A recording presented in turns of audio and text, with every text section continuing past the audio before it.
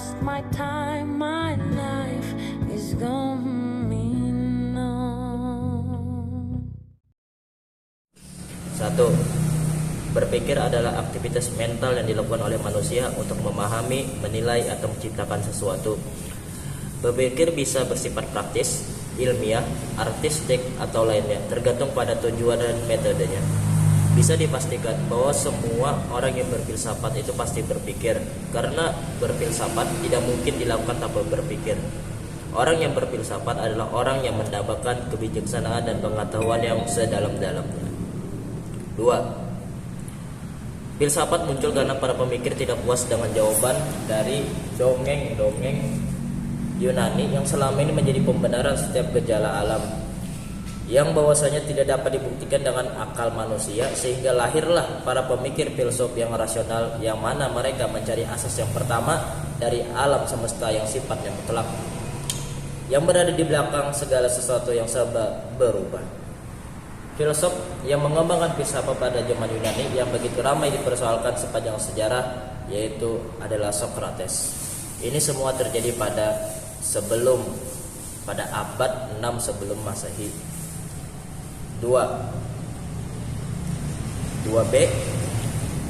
Filsafat bermula dari rasa heran, kagum, dan ingin tahu terhadap fenomena alam yang sulit yang dijelaskan oleh akal sehat atau pengetahuan biasa.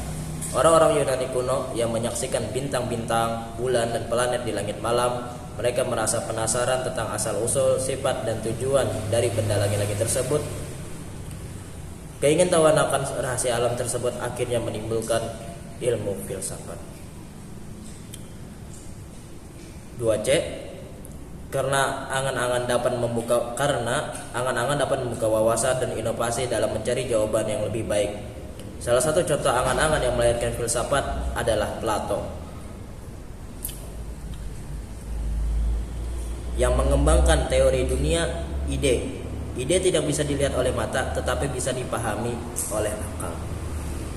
3. Berdasarkan sejarah konsep berpikir dalam filsafat mengalami perubahan.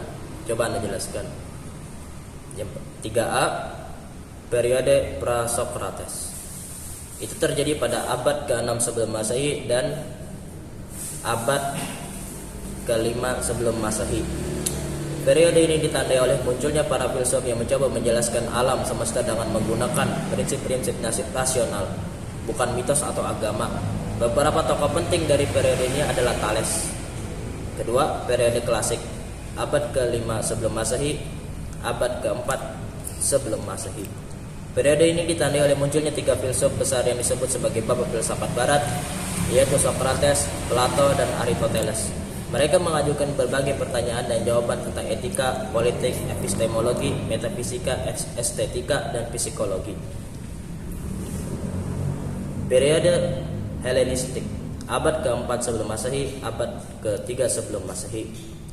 Periode ini ditandai oleh penyebaran dan perkembangan filsafat Yunani di luar Yunani, terutama di wilayah-wilayah yang dikuasai oleh Kesairan Makedonia dan Romawi. Beberapa aliran filsafat yang muncul pada periode ini adalah Stoikisme.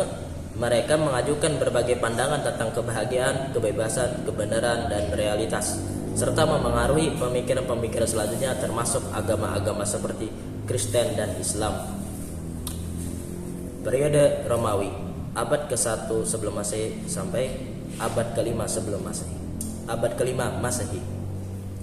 Periode ini ditandai oleh pengaruh dan adaptasi filsafat Yunani oleh para filsuf Romawi, terutama dalam bidang etika, politik, dan hukum. Filsafat ini juga terinspirasi dari filsafat periode Helenistik. Beberapa tokoh penting dari periode Romawi adalah Cicero.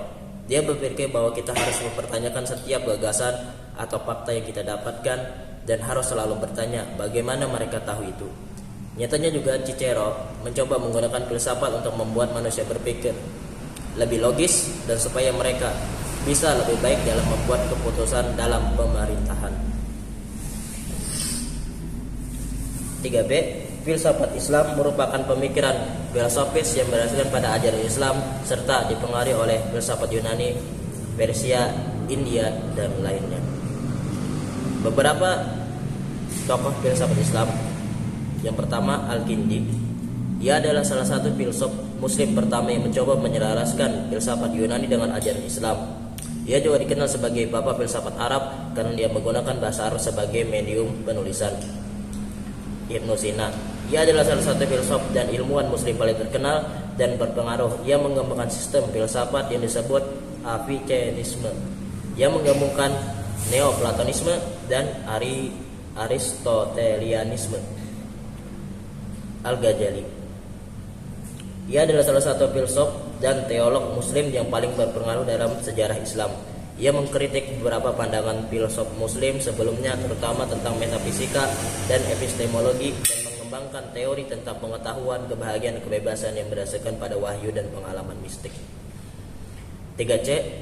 Ilmu merupakan jalan untuk mengenal Allah, mengikuti Rasulnya, dan menjalankan syariatnya. Dan ilmu juga merupakan amanah yang harus dipelajari dan diamalkan dan disebarkan kepada orang lain. Di dalam surah Al-Alaq ayat 1-5 bahwasanya di ayat tersebut itu menunjukkan bahwa ilmu adalah salah satu misi utama daripada risalah Islam, dan di situ juga ditegaskan bahwa Allah adalah sumber segala ilmu. 3D. Konsep sekularisme barat adalah konsep yang memisahkan antara agama dan negara serta antara ilmu dan agama. Konsep ini berasal dari perkembangan filsafat barat yang dipengaruhi oleh Renaissance dan Aufklärung yang menekankan rasionalitas, empirisme, dan kritisisme. Konsep ini menganggap agama sebagai hal yang privat, subjektif, dan tidak relevan dengan urusan publik, politik, dan ilmu. Konsep filsafat Islam adalah konsep yang menyatukan antara agama dan negara serta antara ilmu dan agama. Konsep ini berasal dari pemikiran-pemikiran filosofis yang berdasarkan pada ajaran Islam serta dipengaruhi oleh filsafat Yunani, Persia, India, dan lainnya. Konsep ini juga dipengaruhi oleh proses islamisasi ilmu yang menganggap ilmu sebagai sarana untuk mengenal Allah, mengikuti Rasulnya, dan menjalankan syariatnya. Konsep ini menganggap agama sebagai hal yang universal, objektif, dan relevan dengan urusan dunia dan akhirat, politik, dan moral, dan ilmu, dan hikmah. 4. Penyelidikan filsafat adalah proses berpikir secara kritis, sistematis, dan mendalami mengenai berbagai persoalan yang menyangkut realitas, pengetahuan, nilai, dan makna. Pembagian filsafat menurut objeknya adalah cara mengelompokkan cabang-cabang filsafat berdasarkan pada hal-hal yang menjadi fokus kajiannya. Objek dalam filsafat terdiri dari objek material dan objek formal.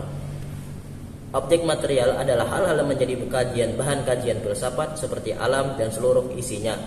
Objek material dapat dibagi menjadi beberapa pembagian.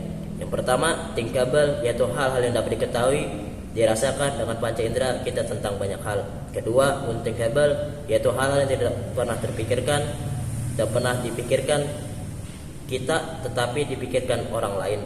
Untouchable, yaitu hal-hal yang pernah dipikirkan tetapi dipikirkan bahwa itu ada. Objek formal adalah cara atau sudut pandang yang digunakan untuk mengkaji objek material seperti logika, metafisika, epistemologi, etika, estetika, dan sebagainya. Objek formal dapat dibagi menjadi dua jenis, yaitu filsafat umum, yaitu filsafat cabang yang mengkaji objek material secara universal tanpa membedakan jenis atau spesiesnya, seperti logika dan metafisika.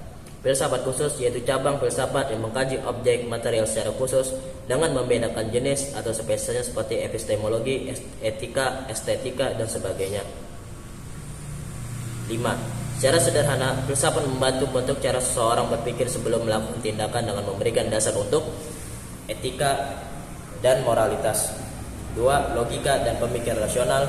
3. Metafisika dan pandangan dunia. 4. Epistemologi dan pengetahuan. 5. Aksiologi dan nilai-nilai. 6. Estetika dan kecantikan.